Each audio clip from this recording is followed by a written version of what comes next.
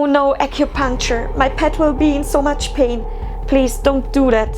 I don't want it to suffer that much." Don't be afraid. Your animal won't suffer as much as you think it would. Actually, acupuncture isn't that painful. And why is that? Just take a chair, sit next to me, and let's talk about it. First of all, what's acupuncture?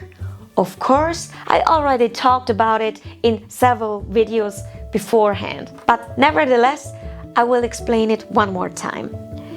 If we're taking needles and putting them into our bodies, we will have reactions on the nervous system.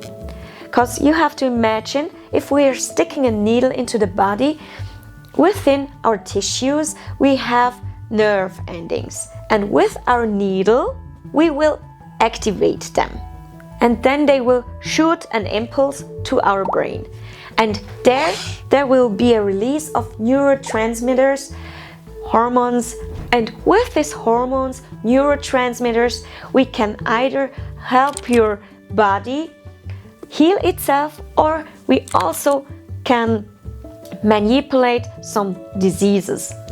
For example, chronic diseases, whether if it's organ-related diseases or if it has something to do with your movement. If there is a lesion in your skeleton system or your muscle system. But let's go back to our initial topic, pain. I'm aware my clients almost always are afraid that acupuncture could be painful. It's totally normal that clients are relating needles with pain. In order to explain you why animals actually aren't that painful in acupuncture sessions, I have to explain you two terms. First, pain itself, and defensive mechanism or defensive reaction. That's not the same. If we have pain, almost certainly we have also defensive reaction. But a defensive reaction could be just whatever, stress or, I just don't like it, I don't want to be here. That's what it is sometimes. Take for example a dog that's very playful and very energetic and always running around from A to B and kisses everyone. You know that kind of dogs, don't you? And if we restrain that dog, then maybe the dog will have a very massive defensive reaction. Maybe he will move around like he's in pain, or he tries to bite you and whatever. You know that kind of dogs. But there is no pain, because I didn't even put a needle in that dog yet. Now you could argue, well, that dog is in stress. Yeah, it kinda is, but oftentimes you can just ignore it. It's just a little stress that can be handled by the dog.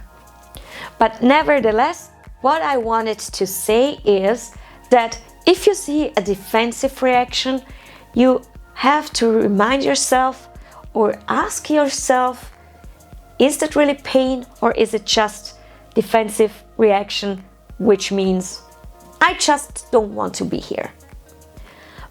But that leads to the question, what is it that our animals feel in a therapy session? Oftentimes it's not pain, it's just a tingling sensation when we're putting in needles. When you're hitting a sensitive area, you can get very much of this nerval reactions or activation, and then it feels like a tiny little electric shock. But shock isn't a very good word for it. It's just a very intense feeling, a very intense electric feeling. And what you also have to know is that it depends where our needle is staying or where our needle is pushing through. Because we have our body, and the body is categorized into different layers of tissue. We have our skin and we have our deep levels of tissue. And When we have a closer look to our skin, we see that there is nerve endings, like a network, but very fine granulated. So we have a lot of nerval endings. And in the depth of the body, we don't have as much nerve endings as in the skin layer. So what that means is, if we're pushing down a needle, then we have a higher risk to actually hit a nerve in the skin layer than if we are in the lower, in the deeper level of the body's tissues. Therefore, pushing the needle through the skin is a little bit more painful than pushing it through deeper levels of your body. It is important because if we're pushing the needle further into the depth, doesn't really matter, except for the occasion that we hit a very sensitive area, for example, a very tense knot in a muscle. Then for sure we have a little pain reaction. But in general, we haven't much sensation in the depth of our body. And if we want to penetrate the skin, we could use some tricks. And that means we would push the needle through the skin in a very quick motion. Why is that important? Let's go into our kitchen.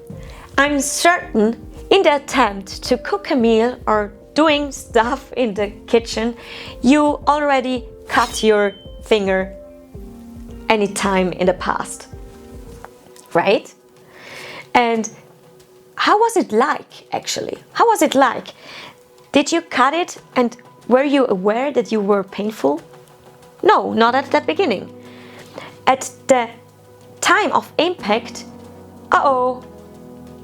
there's something going on. I don't know what it is, but there's something going on, and then boom, it hits you. There is pain. What I wanted to emphasize here is you didn't actually feel the pain right away when you were cutting through your thumb. It went just too fast, you could say. But on the other hand, if you would cut through your thumb, but in a slow motion, oh well, you were in very much pain, I can tell you. When it happens very fast, well, it just happens, and afterwards you register, well, there is pain going on, but during the time of impact, well, there is no pain. But we can use this phenomena to actually help our patients accepting the needle puncture better. Because the faster we throwing the needle through the skin layer, the better the animal accepts the needle puncture, because it doesn't feel it as much as it could. So needling technique really does play a role in regard of sensation, pain sensation during acupuncture sessions. But when our needles are staying at the right location, does that hurt? No, it doesn't. Because you have to imagine a needle sticking in the body, for example like that. If it stays the same way, then it doesn't hit any more nerves down there. When you're moving, like standing up, lying down, moving around, wiggling, stuff like that, your needle will go like this. And that means when we have our nerve endings in the depth and our needle goes like that, it always will trigger nerve endings. So you will get some pain sensation. So it's kind of important for the patient to lay still, because then it's more comfortable to accept the needles, because you won't actually feel them. But you will start to feel them when you're moving around. And furthermore, if your needles are set, we could combine needles with wires and lead some electricity to our needles and between our needles. That tiny little bit of electricity isn't hurtful at all. It's like someone that is massaging you would put down a thumb on your muscle and just vibrating it a little bit. Oh, it feels like a deep massage. It's very, very comfortable. I love it a lot. It's very relaxing. But hypothetically, you could put some more electricity over the needles and it would be too much. If you would have too much electricity on your needles, it feels like a cut, and you would pour in some vinegar, or you would sprinkle your cut with some salt. It's a tiny burning sensation, but an acid burning sensation. Tiny little bit. Or imagine a rubber band around your wrist, and if you would pull it and let it go, the impact of that rubber band, it's exactly the feeling that you would get if you would have too much electricity on your needles. But don't be afraid, don't bother about that. Your therapist is very well aware how much electricity he could give his patient. And the last thing we have to discuss is, we as therapists, we have a therapy strategy. What does that mean? It means we choose our acupuncture points, and we also choose our first acupuncture point. Why is that so important, choosing a first acupuncture point? Well, if you want to know more about that, then join me in the next video, because then we're talking about our first acupuncture point and why it is so important to have our first acupuncture point impacting our patient. And also we would talk about other strategies that are helping our patients feeling comfortable during acupuncture sessions. But before you go, I want to tell you something very, very, very important. If you have an animal at home that is suffering from a disease, please don't just rely on these kind of videos, because these are just for educational reasons. So if you have an animal that is suffering from a disease, please go to your local vet, that he can have a look at it and diagnose it accordingly. Because it is very important that your animal gets a treatment plan that is especially designed for its disease and its disease pattern. And now, thank you very, very much for tuning in. I love to talk to each other, so leave down a comment below and give the video a thumbs up, subscribe, so that we can stay in touch and discuss further topics.